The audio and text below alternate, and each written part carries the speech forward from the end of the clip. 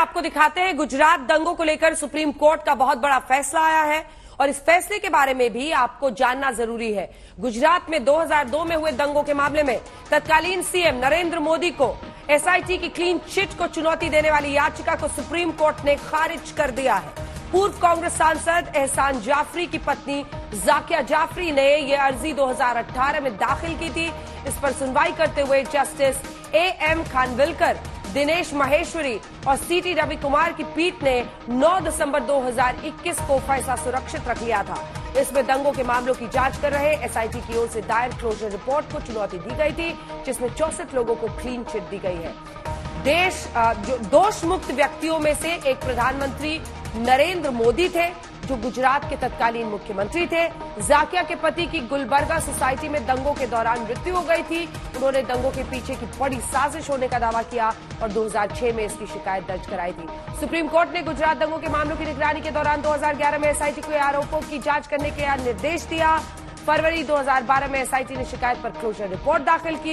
इसके बाद याचिकाकर्ताओं ने निचली अदालत में अर्जी देकर क्लोजर रिपोर्ट को चुनौती दी, जिसे खारिज कर दिया गया है और किसी और ने नहीं, अब तो देश की सर्वोच्च अदालत ने इसे खारिज कर दिया है। पूर्व केंद्रीय मंत्री रविशंकर प्रसाद जी इस वक्त हमारे साथ आज तक पर लाइव जुड़ रहे हैं। एक लंबा मामला 2002 से, जो कि मामला कानूनी भी था लेकिन एक सियासी हथियार भी बना उन लोगों के हाथों में जो प्रधानमंत्री नरेंद्र मोदी को टारगेट करना चाहते थे। लेकिन आज सर्वोच्च अदालत ने जाकिया जाफरी की याचिका को खारिज कर दिया है। रविशंकर प्रसाद जी, क्या कहेंगे?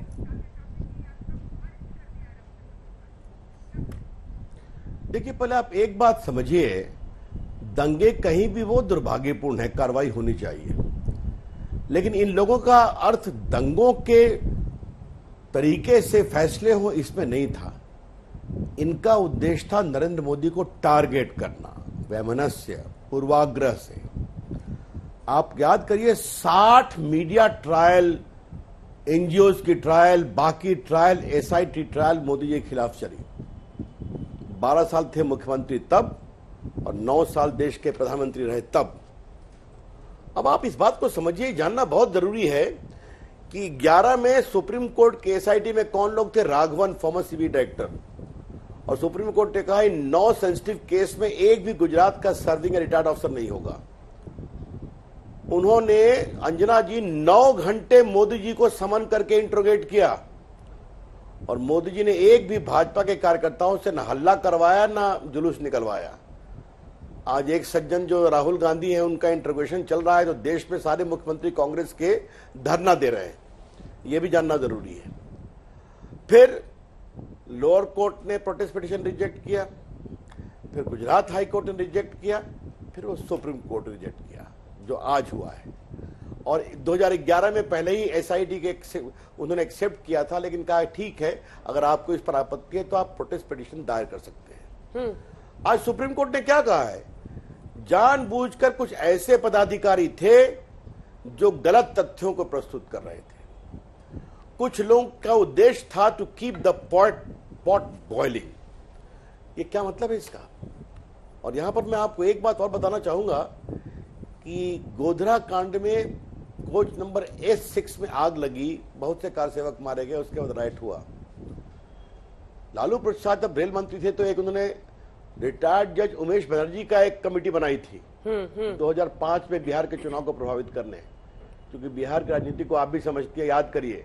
उन्होंने क्या कहा था? कार सेवकों पर हमला नहीं हुआ था, अंदर से आग लग गई थी। क्या मतलब है इसका? मोदी जी को 9-10 साल अमेरिका का वीसा नहीं मिलने दिया इन लोगों ने, दुनिया भर में कैंपेन किया। और आज मैं अपने नेता प्रधानमंत्री मोदी जी का सम्मान करते, क्योंकि मैं भी इसमें सुप्रीम कोर्ट में कुछ मामलों में वकील रहा हूं। और देखिए, आप एक बात का ध्यान रखिए अंजना जी, पहले गुजरात के दंगे, उससे बरी हुए तो उसको भी आपने बहुत फॉलो किया था, याद है ना आपको? वो दूसरा कांड, जो एक महिला मारी गई थी, आतंकवादी थी, बाद में उसके खिलाफ वो क्या चला, उससे फ्री हुए तो फिर वो स्नूप कांड की कार्रवाई। ये पूरे कांग्रेस की सरकार, लेफ्टिस्ट लॉबी का एक ही उद्देश्य था, नरेंद्र मोदी जी को किसी प्रकार से रोकना है। और आज याद करिए, 2001 से आज 2022, लेकिन हमारे नेता, भारत के प्रधानमंत्री ने संयम रखा, कानून का पालन किया, वो कानून से भी जीते और जनता की अदालत में भी जीते। और यह चाहे तीसरा सितलवाद हो या बाकी उनके साथी हो या एनजीओ हो जो फॉरेन फंडेड हैं, जो लेफ्ट लिबरल्स हैं, वो कानून में भी हारे और उनके समर्थक यूपीए कांग्रेस के लोग जनता की अदालत में भी हारे। सियासी हथियार तो देखिए जी जानना बहुत जरूरी है और मैं आपका और आपके चैनल का अभिनंदन। ठीक है सर, ये सियासी हथियार तो कई लोगों के हाथ में बना, लेकिन गुलबर्गा, बिल्कुल गुलबर्गा सोसाइटी की जो तस्वीरें हम दिखा रहे हैं और जो आफ्टरमाथ हमने देखा था उस कोच के जलने के बाद जिसे जलाया गया था, आरोप है। अब जाकिया जाफरी, एहसान जाफरी की पत्नी ने ये याचिका दायर की थी।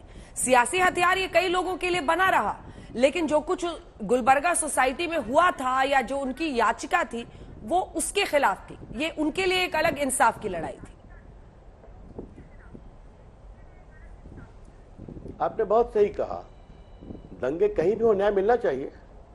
क्या कांग्रेस की सरकार में गुजरात में, अहमदाबाद में 25-30 दंगे नहीं हुए हैं क्या? दंगे यूपी में नहीं होते हैं क्या?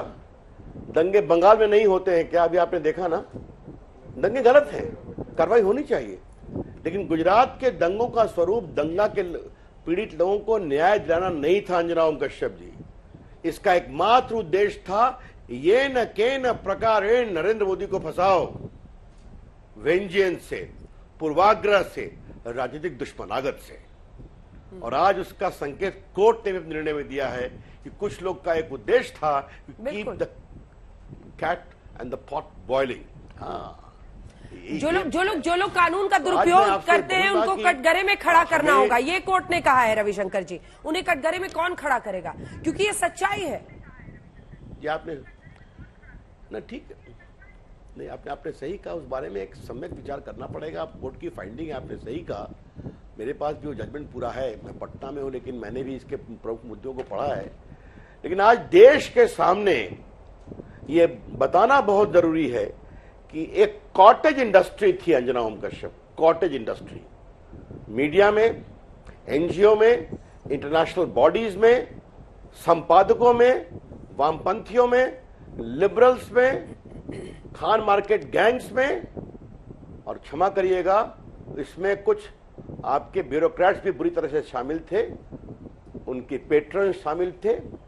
और ये भी बात मैं बहुत विनम्रता से कहना चाहता हूं, कुछ जजेस ने आरंभिक टिप्पणी जो की थी, आज मैं आपसे एक बात कहूं अंजना जी, ये बताना बहुत जरूरी है क्योंकि देश के सामने क्लैरिटी आनी चाहिए।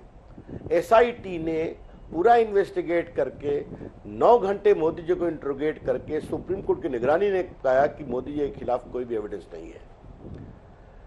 2004 में सुप्रीम कोर्ट के एक मुख्य न्यायाधीश ने बिना किसी एविडेंस से कैसे कह दिया कि when Rome was burning Nero was sleeping. वो 25 पेज का फैसला है। आज के दिन बड़ी विनम्रता से मैं उस पर भी टिप्पणी करना चाहूंगा, क्योंकि एक पूरी लॉबी लग गई थी, एक कॉटेज इंडस्ट्री बन गई थी कि बस नरेंद्र मोदी को रोको, नरेंद्र मोदी को रोको, ये न के प्रकार है। और आज मुझे इस बात की बहुत खुशी है कि सुप्रीम कोर्ट की टिप्पणियां उस बात को एक प्रकार से बहुत प्रामाणिकता से स्पष्ट भी कर रही हैं। आखिरी जिस पर बस 2 लाइन का कमेंट आपसे चाहती हूं, प्रधानमंत्री नरेंद्र मोदी के पूरे राजनीतिक सफर को आज देखें तो ये एक ऐसा मकाम है जो शायद अंदर कहीं ना कहीं एक शीतलता देगा, क्योंकि लंबे वक्त से ये उबाल, तरह तरह के छींटे, इसी मुद्दे को बार बार उछाला जाता था। आज सर्वोच्च अदालत ने कह दिया है, सबका मुंह सिल दिया है।